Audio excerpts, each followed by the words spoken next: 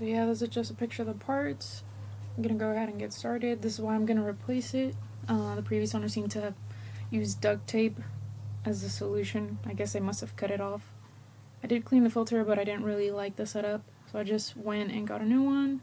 You're gonna need some clamps, some heat resistant tape, and then it will have as well the protectant heat shield. So yeah, you'll just go ahead and get a flathead screwdriver. You should just need a flathead screwdriver, regular screwdriver, and a 10mm socket. So just make sure you have those in hand. I will be showing you guys the parts. Make sure you disconnect everything. So normally these Camaros tend to have like a box here instead of like this cold air intake, but it looks like it was replaced. And yeah, just the previous owner just duct taped it, so I just decided I wanted to go ahead and change it out.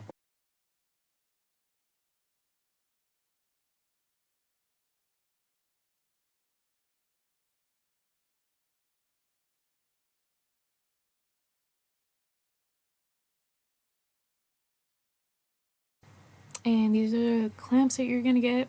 So it's gonna be 3 of them are gonna be 3.5 inches, and one of them is gonna be 4 inches. So the way that the setup is gonna be is the 3.5 inches are gonna be the ones that are connected to the tube itself, and the very last one is gonna be the one that's connected to the filter. So initially here I try to do the setup with the 4-inch one, and that wasn't really working. The way that you're gonna set it up is you'll put the clamps on the tube itself, and then little by little start putting them together to each piece, because that way it's more simpler, similar to how I was doing it here.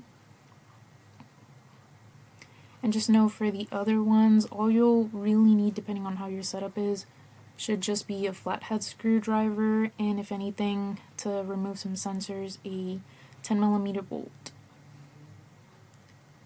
And here I'm showing you guys that heat resistant tape that I'm using. I got this on Summit Racing. And yeah, just make sure whenever you're doing putting that tube in, that you'll go ahead and have it that way so that the sensor fits properly, because if not, you'll just be trying to force it in and it just won't move. You'll just move that black little tubing that it has at the end. And it's just like 2 little screws. So you will need like a little regular screwdriver. And here, I just decided to cover the tube with that heat resistant tape. You don't really have to do it. I'm actually going to check in with my mechanic just to make sure. And then you could see just that filter itself. And this is kind of what I was showing you guys, that you'll just be forcing it in if you don't move it into the correct place. So yeah, I was just trying to like really force it in, and it just wasn't fitting. And the screws from the previous cold air intake that I had didn't fit on there, so just use the ones that come with the packaging. It should be 6 little screws in total, and it should be like around 4 nuts that you should be using. So yeah, I'm just showing you like the little screws that go to the sensor here. Just make sure that you connect everything right. It does come with that little black tube that I removed. I don't know if you could see, like, it's just straight instead of the curved one that it had before. So I'm just screwing everything on here.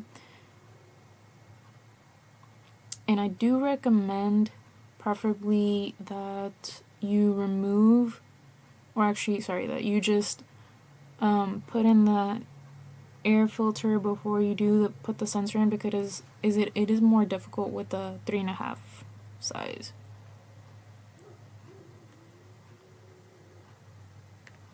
Also, just make sure that you tighten all those clamps. As you could tell, the very first one that's closest to the throttle body is already tightened all the way up. But yeah, they're just little 10mm. Go ahead and tighten them up as much as you can. On some of them you can't do as much, just because it's a very tight fit. But do as much as you can. Make sure nothing's loose. And yep. And yeah, I'm just showing here how everything's like tightened as much as I can. I double checked everything, put that tape on correctly. I'm just reconnecting that little tube, make sure it's connected properly. The setup normally I feel should have clamps. It normally does have the protect in here that you'll see that I'm missing whenever I move the air filter, but you can install that on your own. I chose not to though. Also, just go ahead and make sure that everything's properly adjusted.